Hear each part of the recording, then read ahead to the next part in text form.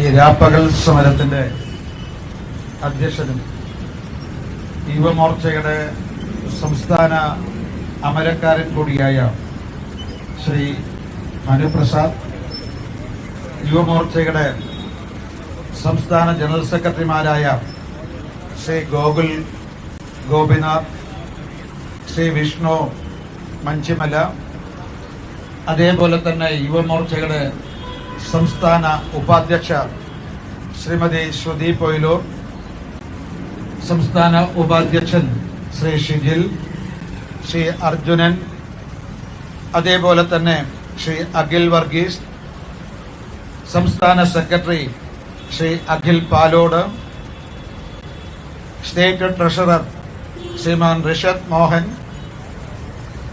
യുവമോർച്ചയുടെ Thiruvananthapuram south ജില്ലാ അധ്യക്ഷൻ Shri ചൂണ്ടിക്കൽ Hari, city ജില്ലാ അധ്യക്ഷൻ ശ്രീ വിഷ്ണു കെ ആചാരി, അതേപോലെ ഈ രാപ്പകൽ സമരത്തിൽ അണിചേർന്നിട്ടുള്ള യുവമോർച്ചയുടെ ധീരരായ സൈനികരെ, സഹപ്രവർത്തകരെ, സുഹൃത്തുക്കളെ, നല്ലവരായ നാട്ടുകാരെ, മാധ്യമ സുഹൃത്തുക്കളെ, നമസ്കാരം. യുവമോർച്ച ഇന്നിവിടെ സംഘടിപ്പിച്ച രാപ്പകൽ സമരത്തിന്റെ ഉദ്ദേശം, നേരത്തെ സ്വാഗത പ്രസംഗത്തില് ശ്രീ ഗോകുൽ ഗോപിനാഥും അധ്യക്ഷ പ്രസംഗത്തില് സംസ്ഥാന അധ്യക്ഷൻ ശ്രീ മനുപ്രസാദും സൂചിപ്പിച്ചിട്ടുണ്ട്. യുവമോർച്ച രാപ്പകൽ സമരത്തിൽ ഉയർത്തുന്ന മുദ്രാവാക്യം കഴിഞ്ഞ 10 വർഷക്കാലത്ത് പിണറായി വിജയൻ സർക്കാരിന്റെ കാലത്ത് PSCയിൽ നടന്നിട്ടുള്ള തീവട്ടിക്കൊള്ളയെക്കുറിച്ച്, സ്വജനപക്ഷപാതത്തെക്കുറിച്ച്, കെടുകാര്യസ്ഥതയെക്കുറിച്ച് കേന്ദ്ര ഏജൻസിയായ CBI അന്വേഷിക്കണം എന്നുള്ളതാണ്. അതോടൊപ്പം തന്നെ എല്ലാ തീവട്ടിക്കൊള്ളക്കും കോടിക്കണക്കിന് നിയമന കുംഭകോണം നടത്തി കോടികൾ സമ്പാദിക്കാൻ ഇടനിലക്കാരായി പ്രവർത്തിച്ച ഈ ചെയർമാൻ ഉൾപ്പെടെയുള്ള 21 അംഗങ്ങളെയും പിരിച്ചുവിടണം എന്നുള്ളതാണ് ആവശ്യം. സത്യത്തിൽ ഈ ആവശ്യങ്ങൾ CPM-നും LDF-നും എതിരാണ്. ഈ രാപ്പകൽ സമരം അതിൽ ഉയർത്തുന്ന മുദ്രാവാക്യം LDF CPM-നെതിരാണ്, LDF-നെതിരാണ്.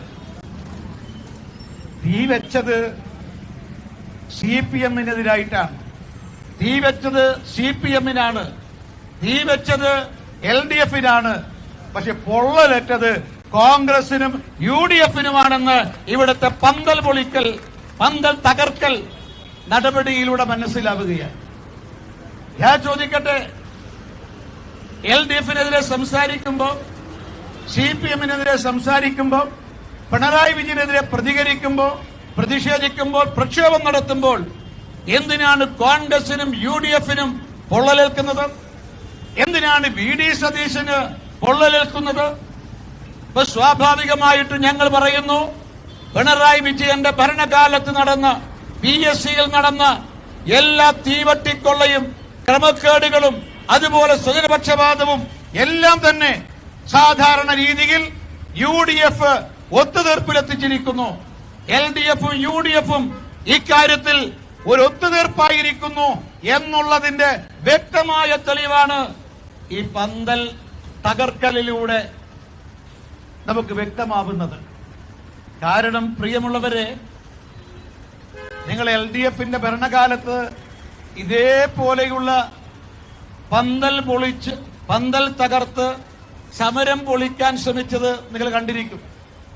യുവമോർച്ചക്കാർ കെട്ടിയ ഈ പന്തൽ തകർത്ത അതേ പോലീസുകാരാണ് പിണറായി വിജയൻ ഭരിച്ച കാലത്ത് ആശാ വർക്കർമാരുടെ, മാസങ്ങളോളം സമരം ചെയ്ത ആശാ വർക്കർമാരുടെ പന്തലും പ്രിയമുള്ളവരെ തകർത്തത്.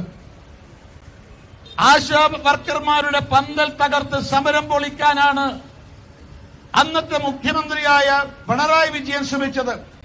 അതേപോലെ തന്നെ UDF-ഉം യുവാക്കളുടെ സമരത്തെ, സമരപ്പന്തൽ തകർത്തുകൊണ്ട് ആ സമരത്തെയും പൊളിക്കാനാണ് വി.ഡി. സതീശൻ ശ്രമിക്കുന്നത് സമരത്തോട് പിണറായി വിജയന്റെ സമീപനം, അതേ സമീപനമാണ് UDFന്റെ മുഖ്യമന്ത്രി വി.ഡി. സതീശനുമുള്ളത്. സമരത്തോടുള്ള സമീപനത്തിൽ പിണറായി വിജയന്റെ വലിയമ്മാവനാണ് വി.ഡി. സതീശൻ എന്ന് ഈ നടപടിയിലൂടെ ബോധ്യപ്പെട്ടിരിക്കുകയാണ്. പണ്ട് ഹിറ്റ്ലർ മാറിയപ്പോ പലർക്കും ആശ്വാസം തോന്നി. പക്ഷേ മുസോളിനി വന്നപ്പോഴാണ് ആളുകൾക്ക് ബോധ്യപ്പെട്ടത് അധികാര കൈമാറ്റം കൊണ്ട് ഒന്നും സംഭവിച്ചിട്ടില്ല എന്ന്. ഒരു ഭാഗത്ത് ചിരിക്കാത്ത ഹിറ്റ്ലറാണ് പിണറായി വിജയനെങ്കിൽ മറുഭാഗത്ത് ചിരിക്കുന്ന മുസോളിനിയാണ് ഇന്നത്തെ മുഖ്യമന്ത്രി വി.ഡി. സതീശൻ എന്ന് നമുക്ക് മനസ്സിലാക്കണം. പക്ഷെ ഒരു കാര്യം, ഞാൻ ബനുപ്രസാദും അതുപോലെ തന്നെ നമ്മുടെ ഗോകുൽ ഗോപിനാഥും അഖിലൊക്കെ ഷിജിലൊക്കെ എന്നോട് പറഞ്ഞു, ഇങ്ങനെ PSC ചെയർമാൻ നേരിട്ട് വന്നിട്ടാണ് പൊളിക്കാൻ നേതൃത്വം കൊടുത്തതെന്ന്. PSC ചെയർമാൻ വിളിക്കുമ്പോ ഇവിടെ പോലീസ് വന്ന് തകർത്തിട്ടുണ്ടെങ്കിൽ അത് വി.ഡി. സതീശൻ എന്ന മുഖ്യമന്ത്രിയുടെ ആഭ്യന്തര നയത്തിന്റെ അടിസ്ഥാനത്തിലാണ്. പിന്നെ PSCയുടെ ചെയർമാൻ ഈ സമരപ്പന്തൽ തകർത്തുകൊണ്ട് സമരത്തെ പൊളിക്കാൻ ശ്രമിച്ചതിൽ യുവമോർച്ച അത്ഭുതപ്പെടാനില്ല. കാരണം ഞങ്ങൾ പറയാൻ ആഗ്രഹിക്കുന്നു, കാട്ടുകള്ളനായ ഈ PSC ചെയർമാനോട് ഞങ്ങൾ പറയാൻ ആഗ്രഹിക്കുന്നു, നിങ്ങളുടെ നാളുകൾ എണ്ണപ്പെട്ടിട്ടുണ്ട്. നിങ്ങളുടെ കയ്യിൽ കയ്യാമം വെപ്പിക്കുന്നത് വരെ യുവമോർച്ച പ്രക്ഷോഭവുമായി ഈ തെരുവീതികളിൽ ഉണ്ടാകും. ഒരു സംശയവുമില്ല. ഞങ്ങൾക്കറിയാം എത്ര കോടികളുടെ നിയമന കുംഭകോണമാണ് ഈ ചെയർമാന്റെ നേതൃത്വത്തിൽ കഴിഞ്ഞ 10 വർഷക്കാലം നടന്നത്. ഞങ്ങൾ നന്നായിട്ട് അറിയാം. ഈ കാര്യങ്ങളൊക്കെ ബോധ്യപ്പെടുത്തേണ്ടടുത്ത് ശരിക്കും ബോധ്യപ്പെട്ടിട്ടുണ്ട്. വരാനിരിക്കുന്ന നാളുകൾ ഈ ചെയർമാനെ സംബന്ധിച്ച് കറുത്ത നാളുകളായിരിക്കുമെന്ന കാര്യത്തിൽ സംശയം വേണ്ട. ഈ ചെയർമാൻ മനസ്സിലാക്കേണ്ടത് BJPയെ കുറിച്ചും യുവമോർച്ചയെ കുറിച്ചും മനസ്സിലാക്കുന്ന നല്ലത്. രാഷ്ട്രീയമായിട്ട് വിദ്യാഭ്യാസമുണ്ടെങ്കിൽ നിങ്ങൾ ഇറങ്ങി വന്ന് എന്തടിസ്ഥാനത്തില ഈ സമരപ്പന്തൽ ഈ തകർക്കാനും സമരം പൊളിക്കാനും ശ്രമിച്ചത്? ഏതായാലും പ്രിയമുള്ളവരെ, ഞങ്ങൾ ഉറക്കെ പറയാൻ ആഗ്രഹിക്കുന്നു, ഈ നാട്ടിലെ ചെറുപ്പക്കാരുടെ അഭയ കേന്ദ്രം പ്രതീക്ഷയാണ് ഈ PSC എന്ന് പറയുന്നത്. കഷ്ടപ്പെട്ട് രാവും പകലും പഠിച്ച് പരീക്ഷ എഴുതി അർഹതയുണ്ടായിട്ടും നിയമനം കിട്ടാത്ത ചെറുപ്പക്കാരെ സംബന്ധിച്ച് അവരെ സുന്ദരമായ സ്വപ്നങ്ങളാണ് ഈ ചെയർമാനും 21 അംഗങ്ങളും തകർത്തത്. CPM നേതൃത്വത്തിന്റെ നിർദ്ദേശത്തിന്റെ അടിസ്ഥാനത്തിലാണ്. ഇവിടെ പോലീസ്, ഞാൻ കൂടുതൽ പറയുന്നില്ല, പക്ഷെ നിങ്ങൾ മാപ്പർഹിക്കാത്ത തെറ്റാണ് പുതിയ തലമുറയോട് കാണിച്ചത്. പാവപ്പെട്ട ഈ നാട്ടിലെ ചെറുപ്പക്കാരുടെ കഞ്ഞിയിൽ മണ്ണ് വാരിയിടുന്ന നിലപാടാണ് ഈ CPMന്റെ നിർദ്ദേശപ്രകാരം ഈ ചെയർമാനും 21 അംഗങ്ങളും കഴിഞ്ഞ 10 വർഷക്കാലമായി ഇവിടെ നടത്തിയത്. അതുകൊണ്ട് ഞങ്ങൾ പറയുന്നു, ഈ ചെയർമാനും 21 അംഗങ്ങളെയും കാത്ത് കേരളത്തിലെ പല സെൻട്രൽ ജയിലുകളും കാത്തിരിക്കുകയാണ് എന്ന കാര്യം ഈ സമരത്തിന്റെ പന്തൽ പൊളിക്കാൻ തയ്യാറായ PSC ചെയർമാനെ ഓർമ്മപ്പെടുത്താൻ ഞങ്ങൾ ആഗ്രഹിക്കുകയാണ്. പ്രിയമുള്ളവരെ, യുവമോർച്ചയുടെ സമരം അടിസ്ഥാനപരമായ മൗലികമായ യുവാക്കൾ നേരിടുന്ന പ്രശ്നങ്ങളെ ഉയർത്തിപ്പിടിച്ചുകൊണ്ടാണ്. ഇവിടെ മാർക്സിസ്റ്റ് പാർട്ടിയെ സംബന്ധിച്ചും കോൺഗ്രസിനെ സംബന്ധിച്ചും ഈ PSC എന്ന് പറയുന്നത് ഒരു കറവ പശുവാണ്. മാർക്സിസ്റ്റ് പാർട്ടിയെ സംബന്ധിച്ചും CPMനെ സംബന്ധിച്ചും ഈ PSC എന്ന് പറയുന്നത് കറവ പശുവാണ്. എന്നാൽ മാർക്സിസ്റ്റ് പാർട്ടിയെ സംബന്ധിച്ചും കോൺഗ്രസിനെ സംബന്ധിച്ചും യുവാക്കൾ അവർ കറിവേപ്പിലയാണ് എന്നാണ് ഞങ്ങളുടെ അഭിപ്രായം. ഒരു ഭാഗത്ത് CPMും കോൺഗ്രസും PSCയെ കറവ പശുവാക്കുകയും യുവാക്കന്മാരെ കറിവേപ്പിലയാക്കുകയും ചെയ്യുന്ന നിലപാടാണ്. ഇതിനെതിരായിട്ടാണ് ഞങ്ങളുടെ സമരം. ഇതിനെതിരായിട്ടാണ് യുവമോർച്ച രാപ്പകൽ സമരം സംഘടിപ്പിക്കുന്നത്. ഇതിനെതിരായിട്ടാണ് യുവമോർച്ച സെക്രട്ടേറിയറ്റിലേക്ക് വൻ ആയിരക്കണക്കിന് യുവാക്കളെ പങ്കെടുപ്പിച്ചുകൊണ്ട് പ്രതിഷേധ മാർച്ച് സംഘടിപ്പിച്ചത്. എല്ലാ ജില്ലാ കേന്ദ്രങ്ങളിലും പ്രതിഷേധ മാർച്ചുകൾ സംഘടിപ്പിച്ചത്. ഇതുകൊണ്ട് തീരുന്നില്ല. ഈ രാപ്പകൽ സമരത്തിലൂടെ യുവമോർച്ച നൽകുന്ന ഒരു സന്ദേശമുണ്ട്. രാവും പകലും കണ്ണിമ ചിമ്മാതെ ഈ നാട്ടിലെ അശരണരായ ആർത്തരായ ആലംബഹീനരായ യുവാക്കളോടൊപ്പം ഭാരതീയ ജനതാ യുവമോർച്ചയുണ്ട് എന്ന സന്ദേശമാണ് ഈ രാപ്പകൽ സമരത്തിലൂടെ യുവമോർച്ച നൽകുന്നത്. മാത്രമല്ല, ഈ തീവട്ടിക്കൊള്ള നടത്തിയ ഈ PSC ചെയർമാനും അംഗങ്ങൾക്കുമെതിരെ കണ്ണിമ ചിമ്മാതെ രാവും പകലും യുവമോർച്ചക്കാരുണ്ടാകും എന്ന സന്ദേശവും കേരളത്തിലെ യുവാക്കന്മാർക്ക് രാപ്പകൽ സമരത്തിലൂടെ യുവമോർച്ച നൽകുകയാണ്. ഇവിടെ പ്രിയമുള്ളവരെ, നമ്മൾ നോക്കേണ്ടത് കഴിഞ്ഞ 10 വർഷക്കാലം എന്താണ് ഇവിടെ നടന്നത്? ഇവിടെ നടന്നത് തീവട്ടിക്കൊള്ളയല്ലേ, അഴിമതിയല്ലേ, സ്വജനപക്ഷപാതമല്ലേ, കെടുകാര്യസ്ഥതയല്ലേ, ഭരണത്തിന്റെ സ്വാധീനം, സാമ്പത്തിക സ്വാധീനമുള്ള ആളുകൾക്കല്ലേ ഈ കഴിഞ്ഞ 10 വർഷക്കാലം ബഹുഭൂരിപക്ഷവും ജോലി ലഭിച്ചത്? രാവും പകലും കഷ്ടപ്പെട്ട് പഠിച്ച് നിഷ്കളങ്കരായ ചെറുപ്പക്കാർക്ക്, യുവാക്കന്മാർക്ക് PSCയിൽ തൊഴിൽ കിട്ടിയില്ല. റാങ്ക് ലിസ്റ്റിൽ വന്നിട്ടും അവർക്ക് അവസരം നിഷേധിച്ചു. ഇത് ഒരു സത്യമല്ലേ? നോക്കൂ, ആസൂത്രണ കമ്മീഷനിലെ നിയമനത്തില് ഏറ്റവും ഒടുവിൽ കണ്ടെത്തിയ ക്രമക്കേടുകൾ എന്താ നമ്മെ ബോധ്യപ്പെടുത്തുന്നത്? ആസൂത്രണ ബോർഡിലെ ഒരു നിയമനത്തില് പാർട്ടി നേതാവിന് നിയമനം കൊടുക്കണം. അതിനുവേണ്ടി അയാളുടെ ചോദ്യപേപ്പർ പരിശോധിച്ചപ്പോ അദ്ദേഹം ആ ചോദ്യപേപ്പർ എഴുതിയ ഉത്തരത്തിന്റെ അടിസ്ഥാനത്തിൽ ഈ ജമ്മത്തിൽ ജോലി കിട്ടൂല. അപ്പൊ എന്ത് ചെയ്തു? ആ ചോദ്യപേപ്പറിൽ ആ CPM നേതാവായ ഉദ്യോഗാർത്ഥി അപേക്ഷകൻ തെറ്റിച്ച ചോദ്യങ്ങളും എഴുതാത്ത ചോദ്യങ്ങളും 10 മാർക്കിന്റെ ചോദ്യങ്ങൾ മൂല്യനിർണയത്തിൽ നിന്ന് ഒഴിവാക്കി. നോക്കൂ, ഒരു പാർട്ടി സഖാവിന് നിയമവിരുദ്ധമായി ജോലി കൊടുക്കാൻ മൂല്യനിർണയത്തിൽ 10 ചോദ്യങ്ങൾ ഒഴിവാക്കി. എന്നിട്ടാണ് ഒന്നാം റാങ്കിലേക്ക് പാർട്ടി സഖാവ് വന്നത്. ഇത് പകൽ പോലെ വ്യക്തമായി, കൈയോടെ പിടികൂടി. PSC ചെയർമാനും അംഗങ്ങളും അംഗീകരിച്ചു. ഞാൻ ചോദിക്കട്ടെ, ഞങ്ങൾ പറയുന്നു കേവലം PSCയുടെ ചെയർമാനും 21 അംഗങ്ങളും മാത്രമല്ല ഉത്തരവാദികൾ.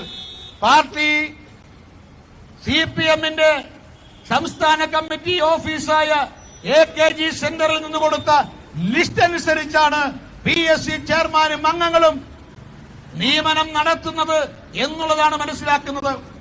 ഇത് മഞ്ഞുമലയുടെ ഒരറ്റം മാത്രമാണ് ആസൂത്രണ ബോർഡിലെ നിയമന കുംഭകോണം എന്ന് പറയുന്നത്. ഇതിനു മുമ്പ് ഇവിടെ നടന്നിട്ടുണ്ട്. ഇതിനു മുമ്പ് എന്താ നടന്നത്? പ്രോക്സി, അതായത് യഥാർത്ഥ ഉദ്യോഗാർത്ഥിക്ക് പകരം പകരക്കാരനെ വെച്ച് പരീക്ഷ എഴുതുക.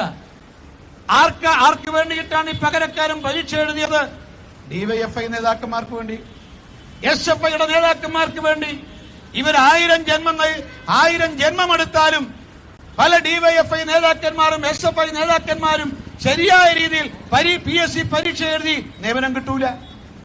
അതുകൊണ്ട് എന്ത് ചെയ്തു? പ്രോക്സി. ഇത് ഞാൻ ചോദിക്കട്ടെ, നമുക്ക് വേറെ ഏതൊരു സംസ്ഥാനത്തിൽ ഇത് കേട്ടുകേൾവിയുണ്ടോ? കേരളത്തിൽ നടന്നു, ക്രൈംബ്രാഞ്ച് അന്വേഷിച്ചു, പിടികൂടിയില്ലേ? മാത്രമല്ല പ്രിയമുള്ളവര്, PSCയുടെ ചോദ്യപേപ്പർ പരീക്ഷ എഴുതുന്ന സമയത്ത് തന്നെ പുറത്തു കിട്ടുന്നു. DYFIയുടെ സംസ്ഥാന നേതാക്കന്മാരുടെ മൊബൈലിലേക്ക്, വാട്സപ്പിലേക്ക് ഓരോ ചോദ്യത്തിന്റെയും ഉത്തരം അയച്ചു കൊടുക്കുന്നു. DYFI നേതാക്കന്മാർ ഉത്തരക്കടലാസിൽ ഉത്തരം പകർത്തുന്നു. ആ റാങ്ക് ലിസ്റ്റിൽ 1, 2, 3, 4, 5 അങ്ങനെ ആദ്യ റാങ്കുകളിൽ DYFIക്കാർ സ്ഥാനം പിടിക്കുന്നു, തൊഴിൽ നേടുന്നു. ഇല്ലേ? ഇത് കയ്യോടെ പിടികൂടിയതല്ലേ? ഇത് കയ്യോടെ പിടികൂടിയതാണ്. പ്രിയമുള്ളവരെ, അത് മാത്രമല്ല, ഹയർ സെക്കൻഡറി അധ്യാപക പരീക്ഷയില് നിരവധി ചോദ്യപേപ്പറുകൾ കോച്ചിങ് സെന്ററിലെ ഗൈഡിൽ നിന്നും പകർത്തിയതാണ് എന്ന് അന്വേഷണത്തിൽ ഇവിടെ വ്യക്തമായിരിക്കുന്നു.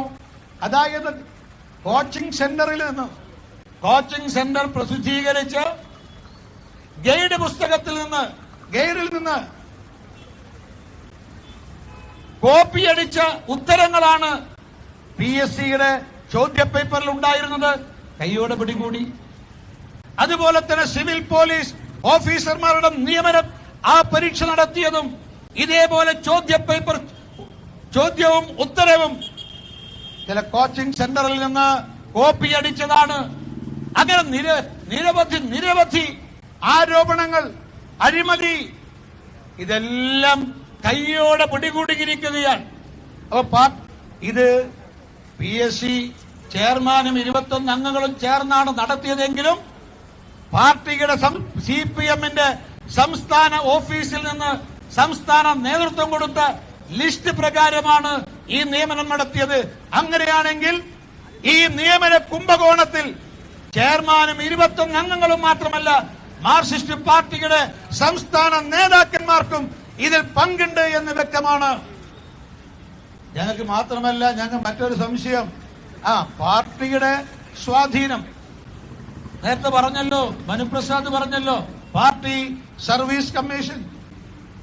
ചില ആൾക്കാർ പറയുന്നത് പാർട്ടി സപ്പോർട്ടേഴ്സ് കമ്മീഷനാണ്. പാർട്ടിയുടെ ഇഷ്ടക്കാർക്ക് നിയമനം നൽകുന്ന കമ്മീഷനാണ് ബൈജുവിന്റെ PSC എന്നാണ് മറ്റു പലരും പറയുന്നത്. പക്ഷെ ഇതില് ഭരണസ്വാധീനം ഈ ജോലി കിട്ടുന്നതിന് ഒരു ഘടകമാണെങ്കിൽ അതോടൊപ്പം സാമ്പത്തികമായിട്ടുള്ള അഴിമതിയും ഇക്കാര്യത്തിൽ നടന്നിട്ടുണ്ട് എന്നാണ് ഭാരതീയ ജനതാ യുവമോർച്ച ആരോപിക്കുന്നത്. ഭരണസ്വാധീനവും സാമ്പത്തിക സ്വാധീനവും കഴിഞ്ഞ 10 വർഷക്കാലം നിയമനം ലഭിക്കുന്നതിൽ പങ്കുവഹിച്ചിട്ടുണ്ട് എന്നുള്ളതാണ് ആരോപണം. ഞാൻ ചോദിക്കട്ടെ, ഇങ്ങനെ ഈ തീവട്ടിക്കൊള്ളം നടത്തിയ ഈ PSCയെ നിലനിർത്തണമെന്ന് VD സതീശൻ ആഗ്രഹിക്കുന്നത് എന്തടിസ്ഥാനത്തിലാണ്? എന്താ അറിയോ, ഒരു കാര്യം, സതീശൻ 21 ആളെ ലിസ്റ്റ് തയ്യാറാക്കിയിട്ടുണ്ട്. ഞാൻ മനസ്സിലാക്കുന്നത്, ഇന്നലെയാണ് ഞാൻ അറിഞ്ഞത്, 21 ആളെ ലിസ്റ്റ് സതീശനും തയ്യാറാക്കിയിട്ടുണ്ട്. കോൺഗ്രസിനെ സംബന്ധിച്ച്, UDFനെ സംബന്ധിച്ച് കറവ പശുവ. അവരും നിയമനത്തിൽ തട്ടിപ്പ് നടത്താൻ അണിയറയിൽ നീക്കം ആരംഭിച്ചിട്ടുണ്ട്. കഴിഞ്ഞ 10 വർഷക്കാലത്ത് നിയമന കുംഭകോണത്തിൽ വലിയ ഗൂഢാലോചന നടന്നിട്ടുണ്ട്. CPM നേതാക്കന്മാരും PSC ചെയർമാനും PSC അംഗങ്ങളും ഈ ഗൂഢാലോചനയില് ഭാഗവാക്കാണ്. ഞാൻ ചോദിക്കട്ടെ, 21 ആളെ നേരത്തെ പറഞ്ഞു മനു, 140 കോടിയിലധികം ജനസംഖ്യയുള്ള ഭാരതത്തില്, ഇന്ത്യ മഹാരാജ്യത്ത് യുവാക്കന്മാർക്കും നിയമനം നൽകാൻ ആകെ UPSCയില് എന്ന് പറഞ്ഞല്ലോ 9 അംഗങ്ങളാണ് ഉള്ളത്. 24 കോടി 39 ലക്ഷം ജനസംഖ്യയുള്ള ഉത്തർപ്രദേശിൽ അവിടുത്തെ PSCയില് പ്രിയമുള്ളവരെ 7 അംഗങ്ങളാണ് ഉള്ളത്. 13 കോടി 29 ലക്ഷം ജനസംഖ്യയുള്ള ബീഹാറില് 7 PSCയിൽ 7 അംഗങ്ങളാണ് ഉള്ളത്. കർണാടകത്തിൽ 6 കോടി 91 ലക്ഷം ജനസംഖ്യ, അവിടെ 10 പേരാണ് PSC അംഗങ്ങളായിട്ടുള്ളത്. മഹാരാഷ്ട്രയിൽ BJP ഭരിക്കുന്ന മഹാരാഷ്ട്രയിൽ 12 കോടി 93 ലക്ഷമാണ് ജനസംഖ്യ, 6 പേരാണ് PSCയിലുള്ളത് അംഗങ്ങളായിട്ടുള്ളത്. ഇവിടെ 21 എണ്ണത്തെ തീറ്റിപ്പോറ്റാൻ ഒരു വർഷം കോടിക്കണക്കിന് രൂപയാണ് സർക്കാർ ഖജാനാവിൽ നിന്ന് പോകുന്നത്. ഇവിടെ നഞ്ച് വാങ്ങാൻ പോലും നയ പൈസ ഇല്ലാത്ത കേരളത്തിലെ ഗവൺമെന്റ് 21 എണ്ണത്തെ തീറ്റിപ്പോറ്റാൻ, പ്രിയമുള്ളവരെ, ഈ നാട്ടിലെ സാധാരണക്കാരന്റെ കോടിക്കണക്കിന് രൂപ വരുന്ന നികുതി പണമാണ് ചെലവിടുന്നത്. ഈ 21 എണ്ണത്തെ കുറിച്ച് എന്ത് പ്രയോജനമാണ് ഈ നാട്ടിലെ യുവാക്കന്മാർക്കുള്ളത്? ഒരു പ്രയോജനവുമില്ല. നമ്മുടെ ഖജാനാവ് കൊള്ളയടിക്കുകയാണ് ഈ PSCയുടെ ചെയർമാനും 21 അംഗങ്ങളും. ഏതായാലും ഈ പണ്ട് പറയാറില്ലല്ലോ, ആലിബാബയും 41 കള്ളന്മാരെന്ന് പറഞ്ഞതിന് പകരം 2026 പറയുമ്പം ആലിബാബയും 21 കള്ളന്മാരും എന്നുള്ളതാണ് ഈ PSCയെ കുറിച്ച് നമുക്ക് അഭിപ്രായം. ഞാൻ പറയുന്നത് എന്തുമാത്രം തീവെട്ടിക്കൊള്ളയാൻ നടന്നത്? ഇതിനെക്കുറിച്ച് യൂത്ത് കോൺഗ്രസിന്റെ അഭിപ്രായം എന്താ? മൂത്ത കോൺഗ്രസിന് അഭിപ്രായമില്ല എന്ന് മനസ്സിലായി. അവർ ഒത്തുതീർപ്പുണ്ടായി കഴിഞ്ഞിരിക്കുന്നു. പക്ഷേ യൂത്ത് കോൺഗ്രസിന്റെ നിലപാട് എന്താണെന്ന് അവർ വ്യക്തമാക്കേണ്ടതാണ്. അവരിപ്പോ ശുപാർശയുമായി വിട്ട് സെക്രട്ടേറിയറ്റിൽ കയറി ഇറങ്ങി. അവർക്കിപ്പോ യുവാക്കളും പ്രശ്നമല്ല, യുവാക്കളുടെ പ്രശ്നങ്ങളും പ്രശ്നമല്ല, PSCയുടെ പ്രശ്നമല്ല. അവർക്ക് ഇതിനൊന്നും നേരമില്ല. ശുപാർശകളുമായിട്ട് സെക്രട്ടേറിയറ്റിൽ കയറി ഇറങ്ങുന്ന ജോലിയാണ് കോൺഗ്രസിന്റെ യുവജന വിഭാഗമായ യൂത്ത് കോൺഗ്രസിന് നേതൃത്വം നടത്തുന്നത്. പക്ഷേ അതിലെ പാവപ്പെട്ട പ്രവർത്തകർ, DYFIയിലെ പാവപ്പെട്ട യുവാക്കന്മാര് യുവമോർച്ച സമരവുമായി സഹകരിക്കും എന്നാണ് ഞങ്ങളുടെ വിശ്വാസം. അതുകൊണ്ട് പ്രിയമുള്ളവരെ, ഞങ്ങൾ പറയാൻ ആഗ്രഹിക്കുന്നു, ഞങ്ങൾ ഉയർത്തുന്ന മുദ്രാവാക്യം, ഒരു നിമിഷം പോലും ഈ PSC ഇവിടെ നിലനിൽക്കാൻ ധാർമ്മികമായി നിയമപരമായി അവകാശമില്ല. അതുകൊണ്ട് ഈ PSCയെ പിരിച്ചുവിടണം. മാത്രമല്ല, ഈ 10 കൊല്ലക്കാലത്തെ ഈ നിയമന കുംഭകോണത്തെ കുറിച്ച് കേന്ദ്ര ഏജൻസിയായ CBIയെ കൊണ്ട് അന്വേഷിപ്പിക്കണമെന്നാണ് ഞങ്ങൾ പറയുന്നത്. ഞങ്ങൾ മറ്റൊന്നുകൂടി പറയാൻ ആഗ്രഹിക്കുന്നു. നമ്മൾ ഈ നീറ്റ് പരീക്ഷയിൽ നടന്ന ക്രമക്കേടിനേക്കാൾ 1000 മടങ്ങ് ഗുരുതരമായ ക്രമക്കേടാണ് 10 വർഷക്കാലത്തെ CPM ഭരണത്തിനിടയിൽ PSCയിൽ ഉണ്ടായത്. എന്താ നീറ്റിൽ നടന്ന ക്രമക്കേട്? എന്താ? ചോദ്യം തയ്യാറാക്കിയ ഒരു പ്രൊഫസർ അദ്ദേഹത്തിന്റെ ഓർമ്മയിൽ നിന്നെടുത്ത ചോദ്യങ്ങള് ചില ഏജൻസികൾക്ക് ചോർത്തിക്കൊടുത്തു. ഭരണകൂടത്തിന് പങ്കില്ല, ആരും ഉന്നയിച്ചിട്ടില്ല. മന്ത്രിക്ക്, രാജിവെച്ച വിദ്യാഭ്യാസ മന്ത്രിക്ക് പങ്കുണ്ട് എന്ന് പ്രതിപക്ഷം പോലും ഉന്നയിച്ചിട്ടില്ല. BJPയുമായി ബന്ധപ്പെട്ട ആർക്കെങ്കിലും ഇതിൽ പങ്കുണ്ട് എന്ന് ആർക്കും ആരോപണമുണ്ടായിരുന്നില്ല. പക്ഷേ എന്നിട്ടും എന്താ നരേന്ദ്രമോദി സർക്കാർ ചെയ്തത്? ദിവസങ്ങൾ കൊണ്ട് ഈ സംഭവത്തെക്കുറിച്ച് CBIയെ കൊണ്ട് അന്വേഷിപ്പിച്ചു. CBI അന്വേഷണം നടത്തി. നിരവധി ആളുകള് ജയിലറകൾക്കുള്ളിലാ പ്രിയമുള്ളവര് ഉള്ളത്. മാത്രമല്ല, ദിവസങ്ങൾക്കകം പുനഃപരീക്ഷ നടത്തി, കുറ്റമറ്റ രീതിയിൽ പരീക്ഷ നടത്തി. ആ പരീക്ഷയിൽ വിദ്യാർത്ഥികൾ പങ്കെടുത്തു. റാങ്ക് ലിസ്റ്റ് വന്നിരിക്കുന്നു, മാർക്ക് പുറത്തു വന്നു, റാങ്ക് ലിസ്റ്റ് പുറത്തു വന്നിരിക്കുന്നു. മാത്രമല്ല, ഈ കാര്യത്തിൽ കുറ്റവാളികൾ നിയമത്തിന്റെ മുന്നിൽ നിന്ന് രക്ഷപ്പെടാൻ പാടില്ല എന്നതുകൊണ്ട് ഈ കേസ് വിചാരണ ചെയ്യാൻ പ്രത്യേക കോടതി ഏർപ്പെടുത്തി. മാത്രമല്ല, ഇനിയൊരു തെറ്റ്, ഇതുപോലുള്ള ചോർച്ച ആവർത്തിക്കാതിരിക്കാൻ ഒരു കമ്മീഷനെ നിയമിച്ചു. ആ കമ്മീഷന്റെ റിപ്പോർട്ട് വാങ്ങി. ഇതിനപ്പുറം ഞാൻ ചോദിക്കുന്നത്, കേവലം ഒരു പ്രൊഫസർ നടത്തിയ ചോർച്ച, അതിനെതിരായിട്ട് കേന്ദ്ര സർക്കാർ സ്വീകരിച്ച നിലപാടാണിത്.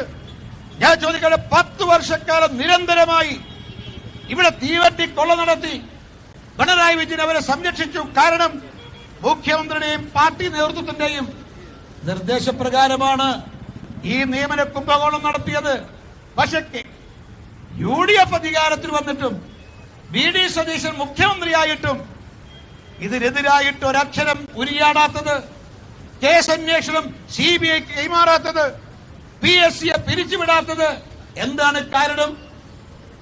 കാരണം പ്രിയമുള്ളവരെ, LDFിൽ നിന്ന് മൗലികമായ യാതൊരു വ്യത്യാസവും UDFിനില്ല. നമ്മുടെ കഴിഞ്ഞ നിയമസഭാ തെരഞ്ഞെടുപ്പിന് ശേഷം അധികാര കൈമാറ്റം ഇവിടെ നടന്നിട്ടില്ല. പദവികൾ പരസ്പരം കൈമാറുകയാണ് ചെയ്തത്. മുഖ്യമന്ത്രി പദത്തിലിരുന്ന ആൾ പ്രതിപക്ഷ നേതാവായി, പ്രതിപക്ഷ നേതാവിന്റെ കസേരയിരുന്ന ആൾ മുഖ്യമന്ത്രിയായി. ഈ പദവികളുടെ കൈമാറ്റമല്ലാതെ അധികാര കൈമാറ്റം ഉണ്ടായില്ല. അതുകൊണ്ട് സമരത്തോട് LDFന്റെയും UDFന്റെയും സമീപനം ഒന്ന്, പന്തൽ തകർത്തുകൊണ്ട് സമരം പൊളിക്കുന്ന കാര്യത്തിൽ LDFും UDFനും ഒരേ നിലപാടാണുള്ളത്. PSCയെ കറവപ്പശുവാക്കുന്നതിൽ LDFനും UDFനും ഒരേ നിലപാടാണുള്ളത്. അതുകൊണ്ടാണ് ഞങ്ങൾ പറയുന്നത്, LDFും UDFും രണ്ടല്ല, ഒന്നാണ് എന്ന അഭിപ്രായ ഭാരതീയ ജനതാ പാർട്ടിയുടെ രാഷ്ട്രീയ നിലപാട് 100% സത്യസന്ധമാണ് എന്ന് ഇതോടെ വ്യക്തമാവുകയാണ്. അതുകൊണ്ട് പ്രിയമുള്ളവരെ, സ്വാഭാവികമായും ഒരു കാര്യം ഞങ്ങൾ പറയുന്നു. ഇത് ബംഗാളിൽ കഴിഞ്ഞ നിയമസഭാ തെരഞ്ഞെടുപ്പിൽ വലിയ രാഷ്ട്രീയ മാറ്റം ഉണ്ടായല്ലോ. അതിന്റെ കാരണം നാൾവഴികൾ കണ്ടെത്തുമ്പോൾ കേരളത്തിനോട് ചില സമാനതയുണ്ട്. ബംഗാളില് 5 തവണത്തെ CPM-ന്റെ തുടർ ഭരണത്തിന് ശേഷമാണ് 2011 മമതാ ബാനർജി അധികാരത്തിൽ വന്നത്. തുടർ ഭരണം ദുർഭരണമായപ്പോഴാണ് അവർ മമതാ ബാനർജിയെ മാറ്റത്തിന് വേണ്ടി അധികാരത്തിലെത്തിച്ചത്. 2011-ലും 2016-ലും 2021-ലും അധികാരത്തിൽ വന്ന മമതാ ബാനർജി CPM-ന് മമതാ ബാനർജിയും അതുപോലെ CPM-ഉം രണ്ടല്ല ഒന്നാണെന്ന രാഷ്ട്രീയ യാഥാർത്ഥ്യം ബംഗാളികൾ മനസ്സിലാക്കിയപ്പോഴാണ് പ്രിയമുള്ളവരെ 207 സീറ്റ് BJPക്ക് നൽകി അധികാരത്തിലെത്തിച്ചത്. പക്ഷേ BJPക്ക് 2016-ൽ 3 സീറ്റ്, ഇന്നത് 207 സീറ്റിലേക്ക് ബംഗാളികൾ അവിടെ എത്തിച്ചിരിക്കുന്നു. എന്നാൽ പ്രിയമുള്ളവരെ, കേരളത്തിൽ CPM-ന്റെ 2 തവണത്തെ തുടർ ഭരണത്തിന് ശേഷമാണ് VD സതീശൻ അധികാരത്തിൽ വന്നത്. CPM-ന്റെ 2 തവണത്തെ തുടർ ഭരണം ദുർഭരണമായപ്പോഴാണ് ഇവിടെ VD സതീശനെ മുഖ്യമന്ത്രിയായി മലയാളികൾ അവരോധിച്ചത്. പക്ഷെ പ്രിയമുള്ളവരെ, ബംഗാളിലെ ജനങ്ങൾക്ക് CPM-ഉം മമതാ ബാനർജിയും രണ്ടല്ല ഒന്നാണെന്ന് മനസ്സിലാക്കാൻ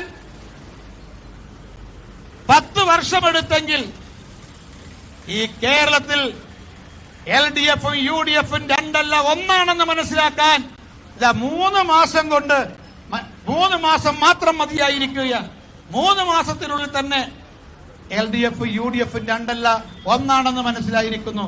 അതുകൊണ്ട് ബംഗാളിൽ BJPയുടെ സീറ്റ് 3-ൽ നിന്ന് 207-ലെത്താൻ 10 വർഷം വേണ്ടി വന്നെങ്കിൽ കേരളത്തിൽ BJPയുടെ 3 സീറ്റിൽ നിന്ന് 71 സീറ്റിലേക്ക് എത്താൻ 5 വർഷം മാത്രം മതി എന്ന് ഈ അവസരത്തിൽ പറയാൻ ഞങ്ങൾ ആഗ്രഹിക്കുകയാണ്.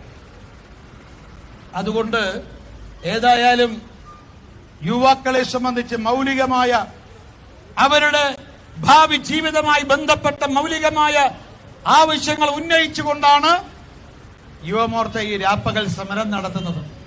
ഞങ്ങൾ പറയുന്നു, കേരളത്തിലെ എല്ലാ വകുപ്പുകളിൽ, സർക്കാർ വകുപ്പുകളിലുമുള്ള ഒഴിവുകളെ സംബന്ധിച്ച് ഒരു ധവളപത്രം പുറപ്പെടുവിക്കണം. മാത്രമല്ല, ഏതൊക്കെ വകുപ്പിന് വേണ്ടിയാണോ PSC പരീക്ഷ നടത്തി റാങ്ക് ലിസ്റ്റ് പ്രസിദ്ധീകരിച്ചത്, എല്ലാ വകുപ്പുകളിലേക്കും സമയബന്ധിതമായി നിയമനം നടത്താൻ ഗവൺമെന്റ് തയ്യാറാകണം. പക്ഷേ നോക്കൂ നിങ്ങൾ, യുവമോർച്ച ഇവിടെ സമരം ചെയ്യുന്നു. കഴിഞ്ഞ ദിവസം നമ്മുടെ LPU സ്കൂൾ അധ്യാപകരല്ല LPU സ്കൂൾ റാങ്ക് ലിസ്റ്റിലുള്ളവര് പുല്ല് തിന്നിട്ടും മണ്ണ് തിന്നിട്ടും ശയനപ്രദക്ഷിണം നടത്തിയിട്ടും സെക്രട്ടേറിയറ്റ് മുന്നിൽ സമരം നടത്തി 35 ദിവസം 40 ദിവസം നിരവധി സമരങ്ങൾക്ക് നമ്മുടെ സെക്രട്ടേറിയറ്റ് സാക്ഷ്യം വഹിച്ചു. പക്ഷേ ഡൽഹിയിലെ സമരത്തിന് ഐക്യദാർഢ്യം പ്രകടിപ്പിക്കാൻ വിമാനത്തിൽ തിരുവനന്തപുരത്തു നിന്നും ഡൽഹിയിലേക്ക് പോയ CPM-ന്റെയും കോൺഗ്രസിന്റെയും ഒരൊറ്റ നേതാവും ഈ സെക്രട്ടേറിയറ്റ് മുന്നിൽ സമരം നടത്തിയ ഉദ്യോഗാർത്ഥികളുടെ സമരത്തോട് ഐക്യദാർഢ്യം പ്രകടിപ്പിക്കാൻ തയ്യാറായില്ല. യുവാക്കന്മാരുടെ കാര്യത്തിൽ CPM-നും കോൺഗ്രസിനും ഇരട്ടത്താപ്പാണുള്ളതെന്ന് ഇതിലൂടെ മനസ്സിലാവുകയാണ്. ഏതായാലും യുവമോർച്ച ആരംഭിച്ച ഈ സമരം, ഒരു കാര്യം ഞങ്ങൾ പറയാൻ ആഗ്രഹിക്കുന്നു, യുവമോർച്ച ആരംഭിച്ച ഈ സമരം വിജയത്തിലെത്തിയതിനു ശേഷം മാത്രമേ യുവമോർച്ച അതിൽ നിന്നും പിൻവാങ്ങുകയുള്ളൂ എന്ന് ഞങ്ങൾ ഈ സമയത്ത് ഓർമ്മപ്പെടുത്താൻ ആഗ്രഹിക്കുകയാണ്. വിജയം കൈവരിക്കുന്നത് വരെ യുവമോർച്ച സമരവുമായി മുന്നോട്ട് പോകും. കേരളത്തിലെ അഭ്യസ്തവിദ്യരായ മുഴുവൻ യുവാക്കൾക്കും വേണ്ടി യുവമോർച്ച നടത്തുന്ന ഈ സമരത്തിൽ കേരളത്തിലെ മുഴുവൻ യുവാക്കന്മാരും യുവതീ യുവാക്കന്മാർ അണിനിരക്കണം എന്ന് മാത്രം അഭ്യർത്ഥിച്ചുകൊണ്ട് യുവമോർച്ചയുടെ രാപ്പകൽ സമരം, തുടർന്ന് നടക്കുന്ന സമരം അത് വിജയത്തിലേക്ക് എത്തുമാറാകട്ടെ എന്നാശംസിച്ചുകൊണ്ട് യുവമോർച്ച ഇന്നും നാളെയുമായി നടത്തുന്ന ഈ രാപ്പകൽ സമരം ഔപചാരികമായി ഉദ്ഘാടനം ചെയ്തതായി പ്രഖ്യാപിച്ചുകൊണ്ട് ഈ സമരത്തിൽ അണിചേർന്നിട്ടുള്ള എല്ലാ യുവമോർച്ചയുടെ ധീരന്മാരായ ഉശിരന്മാരായ മുഴുവൻ സഹപ്രവർത്തകരെയും ഭാരതീയ ജനതാ പാർട്ടിയുടെ സംസ്ഥാന കമ്മിറ്റിക്ക് വേണ്ടി അഭിവാദ്യങ്ങൾ അർപ്പിച്ചുകൊണ്ട് എന്റെ വാക്കുകൾക്ക് ഇവിടെ വിരാമമിടുന്നു. നമസ്കാരം.